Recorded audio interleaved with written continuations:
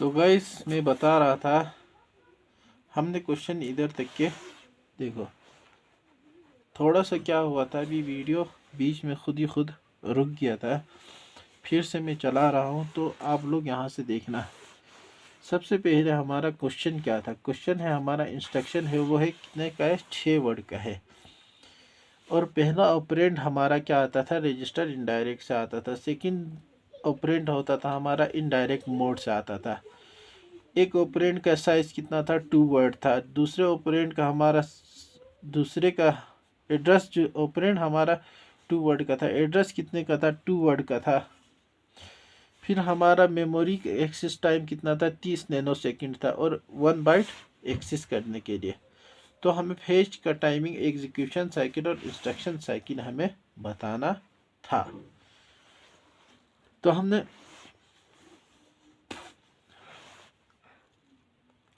मैंने बताया था कि फेच में जो हमारा फेच में होगा, फेच में कितना होगा, इंस्ट्रक्शन को सीधा सीधा फेच करना है। तो मतलब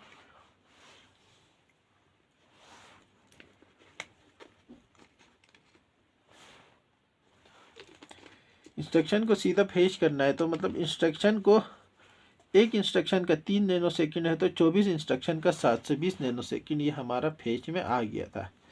अब हम एग्जीक्यूशन साइकिल निकालते हैं। एग्जीक्यूशन साइकिल में क्या होगा, सबसे पहले ऑपरेंड 1, फिर ऑपरेंड 2। सबसे पहले हमारा क्या था, इसमें था कि इफेक्टिव एड्रेस कैलकुलेट करना पड़ेगा हमें, क्योंकि ये क्या है, एक आ रहा है रजिस्टर इनडायरेक्ट मोड से, एक आ रहा है इनडायरेक्ट मोड से। डिकोड में तो हमारा कोई टाइम लगेगा नहीं। फिर हमारा इफेक्टिव एड्रेस कैलकुलेशन में एंड ऑपरेंड फेच में, ऑपरेंड फेच में हमारा कितना टाइम लगेगा। देखो, जब ये क्या है, ये रजिस्टर इनडायरेक्ट मोड है। रजिस्टर इनडायरेक्ट मोड में क्या होगा, ये सीधा सीधा इसको 30 से मल्टीप्लाई करेंगे तो फिर हमें निकल के आ जाएगा कितना, 8 3 240 नैनो सेकेंड। इसी तरह से अब हम ऑपरेंड 2 को ला रहे हैं। ऑपरेंड 2 क्या है, इनडायरेक्ट मोड। इनडायरेक्ट मोड में क्या होगा, सबसे पहले फेच होगा, फिर एग्जीक्यूट होगा। तो इसका मतलब इसको सबसे पहले इतना टाइम लगेगा, फिर हमारा फिर दोबारा से इतना टाइम लगेगा। कितना आ गया, 480 नैनो सेकेंड आ गया। अब हमारा एग्जीक्यूशन में कोई टाइम नहीं लगेगा, एग्जीक्यूशन में हमारा कोई टाइम नहीं लगेगा दोनों में। अब हमारा रिजल्ट राइट बैक होगा। रिजल्ट राइट बैक, रिजल्ट में कितना टाइम लगेगा। और इसमें क्या है, रजिस्टर इनडायरेक्ट में राइट बैक रिजल्ट भी होता है। तो फिर इसको 8 × 30 यानी 240 नैनो सेकेंड इसका आ गया। इसमें कोई टाइम नहीं लगेगा। टोटल कितना हुआ, टोटल अगर हम कैलकुलेट करें तो 240 कितना हुआ, 480 480 480 960 नैनो सेकेंड हमारा आ गया, हमारा आंसर। तो ये न्यूमेरिकल था। उम्मीद है आप लोगों को समझ में आ गया होगा। इसी के साथ हमने अभी तक जितना पढ़ा उसमें एक हमने न्यूमेरिकल भी कर लिया। अब मैं आपको बताता हूँ, हार्ड वाइड हमने माइक्रो प्रोग्राम भी, हार्ड वाइड भी पढ़ लिया, माइक्रो प्रोग्राम भी हमने पढ़ लिया। माइक्रो प्रोग्राम कैसे होता है वो भी हमने आपको बता दिया। तो चलो गाइस, इसी के साथ हम कुछ न्यूमेरिकल करते हैं।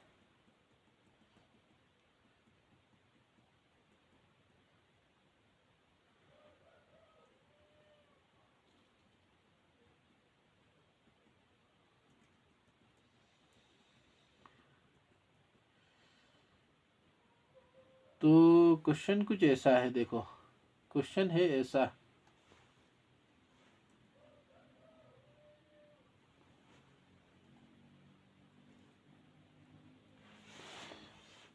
मैं थोड़ा आपको ये जो हमारा माइक्रो प्रोग्राम कंट्रोल यूनिट था वो समझाता हूँ। माइक्रो प्रोग्राम कंट्रोल यूनिट इसमें क्या होगा, इसमें हमने I1 इंस्ट्रक्शन को करने के लिए हमने कोड वर्ड लिखा, 1 कोड वर्ड, 2 कोड वर्ड, 3। इन तीनों के हेल्प से इसी तरीके से हमारा क्या होता है, माइक्रो प्रोग्राम कंट्रोल यूनिट में काम होता है। जैसे कि ये कोड वर्ड है 10001, इसका क्या है 1100, फिर इसका है 11111। इन तीनों इंस्ट्रक्शन को कंप्लीट करने से हमारा इंस्ट्रक्शन 1 होगा। इसी तरह से हमारा कंट्रोल यूनिट में जो मेमोरी में होता है वो इंस्ट्रक्शन 1 के लिए इस तरह से होगा। फिर हमारा इंस्ट्रक्शन 2 होगा। इंस्ट्रक्शन 2 के लिए हमने कोड लिखा, ये कंट्रोल वर्ड है, इसके लिए हमने लिखा 0000। फिर हमारे इसके लिए 011। फिर रिजल्ट को कहीं रखने के लिए 1111 इस तरह से है।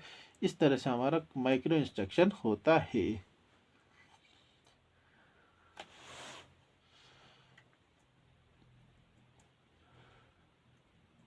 हुआ। अब हमारा इंस्ट्रक्शन के हिसाब से हमारा इसी पे हम एक क्वेश्चन करते हैं। चलो भाई, क्वेश्चन की कुछ ऐसा है, सीपीयू को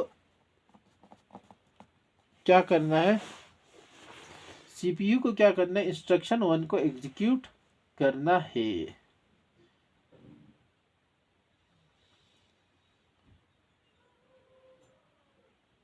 ये क्वेश्चन रहने दो भाई, थोड़ा सा एग्जाम से रिलेटेड तो है ही नहीं। तो चलो इसी के साथ हम ये लेक्चर एंड करते हैं। आज हमने सीपीयू और कंट्रोल यूनिट दोनों